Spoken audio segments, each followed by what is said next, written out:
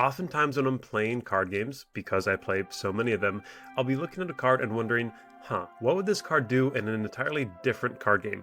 For example, Iono in Pokemon, if it was in Yu-Gi-Oh! Or Magic, or Soul Ring, or even Dark Magician. How would these cards be different if they're introduced into different card games? That's what inspired this series, where I'm going to take cards from one card game and design them in a brand new way for an entirely different TCG.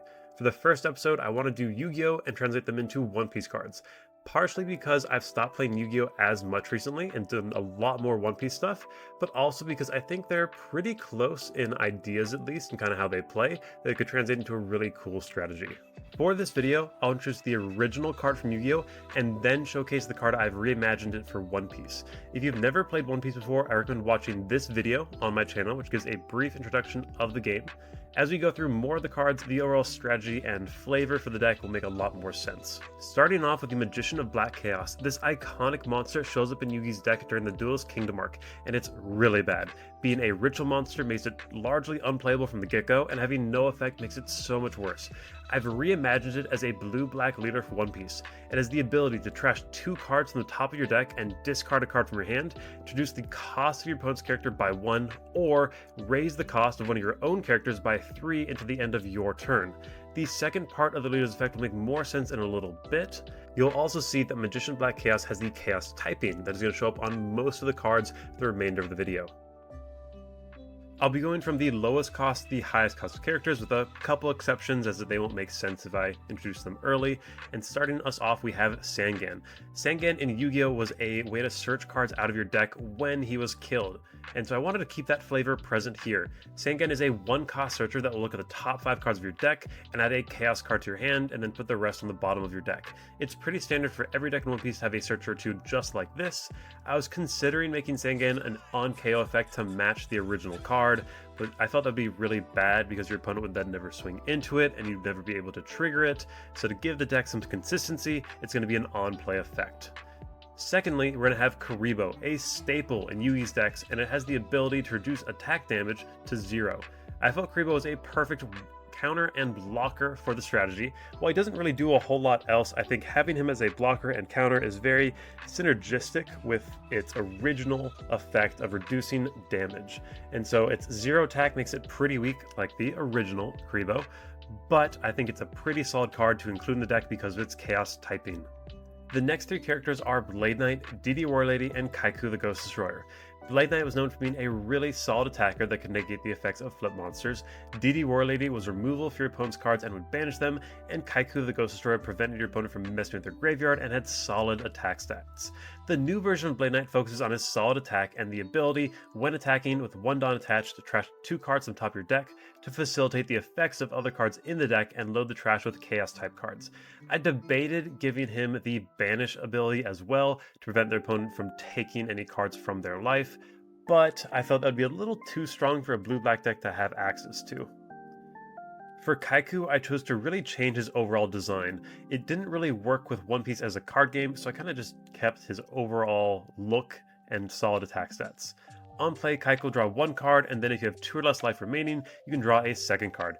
It was really hard to kind of connect his overall design into One Piece, and I think I kind of failed in that aspect. There are a lot of effects in the deck which rely on discarding, so I felt that giving us a draw card in the deck is going to be really important, and hoping to mitigate the deck falling too far behind in card advantage. Now, I think having a cheap drawer that's also 2k blocker in any blue deck would be a little too strong, so I've locked his ability behind having a Chaos type leader. Next is Didi Warlady, a 3-cost, 4,000 power blocker, but when KO'd will place 1 character with 5 cost or less on the bottom of its owner's deck. It's very similar to the Lucky Roo very popular in the Shanks deck right now, but I think it's really nice because it's the same style of removal as the original Didi Warlady, where it's not something very accessible to the opponent. I also made it a 2k counter, mostly just because there's very few counters in the deck. I want to give the deck as much ability to kind of hold out against the opponent as possible. Now we're moving into the really fun cards. We have Dark Magician Girl, and the Blue Eyes White Dragon. Looking at the Master Magicians first. Dark Magician is a 7-cost black character with the Spellcaster type. He has a continuous effect to reduce the cost of all your opponent's characters during your turn, and also protect your Dark Magician Girl characters from being KO'd by your opponent's effects. Speaking of Dark Magician Girl, her One Piece card is one of my favorites. She gains attack if you control Dark Magician, similar to our original Yu-Gi-Oh card, but more importantly, she has the ability to put 4 Chaos cards on the bottom of your deck and KO 2 of your opponent's characters, one with a cost of 3 or less and one with a cost of 0 or less. The idea is that by combining these two powerful spellcasters, it'll create an incredibly strong combo. Making Dark Magician Girl's effect an activate main instead of on-play effect may have been a mistake. It's not the most balanced, but having to put 4 cards back on the bottom of the deck hopefully evens things out. It might be a little too broken. It's better 4-cost Lucci, but it's fine. I think it's fine. It's fine. It's fine. Now we move on to the Blue Eyes White Dragon, the legendary Engine of Destruction. Very simply put, it is a blue 8-cost character that will be buffed for having more Chaos cards in your trash. It can very easily get above 10k power in a game. It's going to be paired with another one of Kaiba's iconic monsters, Kaiser Seahorse, which will give Blue Eyes an additional ability to attack your opponent's active characters. This card isn't super strong, but it does a great job of playing the supporting role of Blue Eyes while also being a blocker to protect your life. Blue Eyes may not be the most played character in your deck, its effect is mediocre, but it can be a good bomb and maybe something to include at 1 or 2 copies. Now we're getting into the strongest card in the entire deck, Black Luster Soldier. So back in the day, this was the boss monster in Yu-Gi-Oh! It was the first really insane, crazy payoff for any Yu-Gi-Oh! Deck really. It was just an independently strong card that was easily summoned, and I really tried to keep that flavor in this card.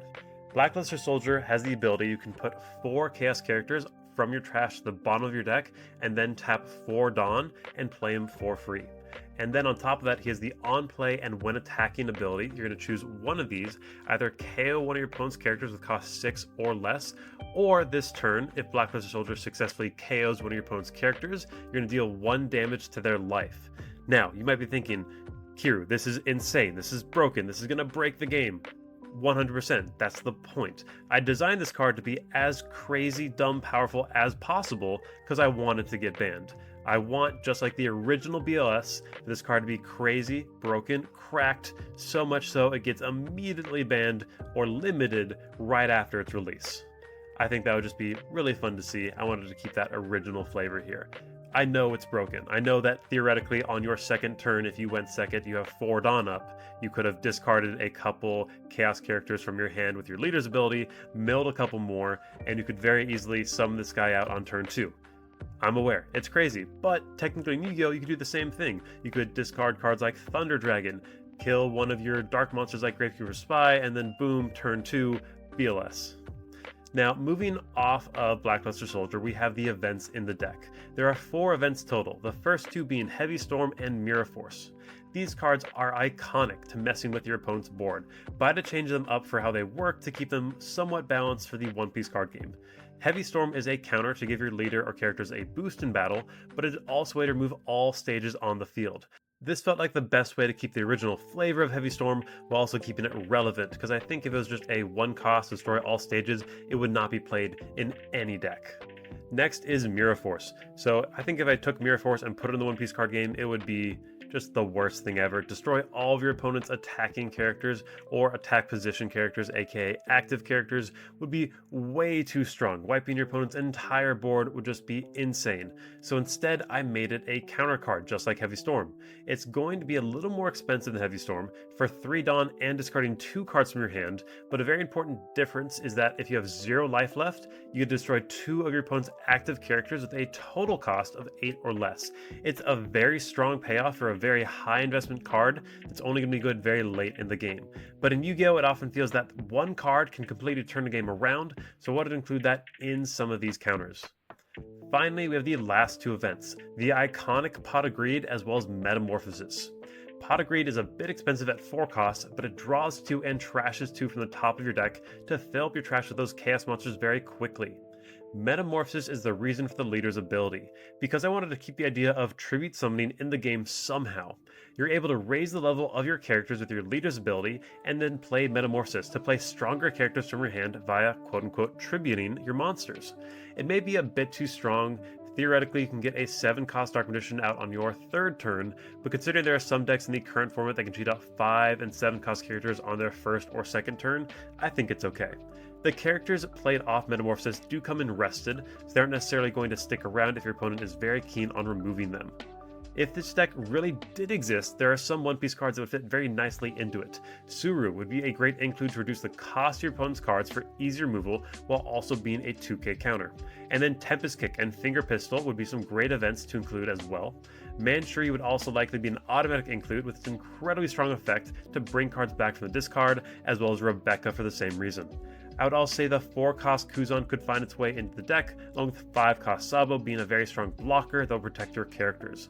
7-cost Jack might also be a consideration because it can take advantage of Dark Magician's cost reduction, and Gum Gum Red Rock is a generically strong removal card for any blue deck. It's really fun to make these, and I'm thinking about printing these out and using them as proxies for some buddies. Obviously might not include the BLS because it'd be a little too strong. But if you enjoyed the video, and I hope you did, and you want to see me transform other card games, please let me know in the comments. I have some ideas for how I could turn Pokemon cards into Magic cards, and Yu-Gi-Oh cards into Pokemon.